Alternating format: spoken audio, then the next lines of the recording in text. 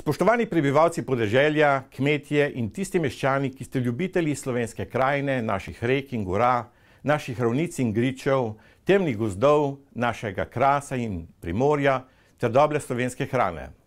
V Slovenski demokratski stranki cilje kmetijske politike vidimo v ohranjanju sonaravnosti in trajnosti in tudi v cilju doseganja potrebne proizvodnje hrane. Seveda pa ne gre brez človeka, bolje rečeno družine, ki živi in dela v okolju podeželja.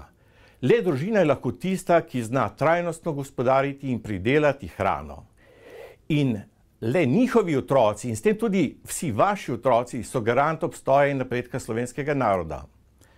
Ker smo v Slovenski demokratski stranki zgolj ljudje med ljudmi z veliko življenjskimi izkušnjami in znanjem, vemo, da lahko z orodjem, ki se mu reče politika, naredimo največ prav za ljudi, torej vse vas. Potrebujemo le vaše soglasje. Tega pa nam lahko daste tako, da se udeležite volitev in obkrožite Slovensko demokratsko stranko. Obljube, ki smo jih dali, bomo tudi izpolnili.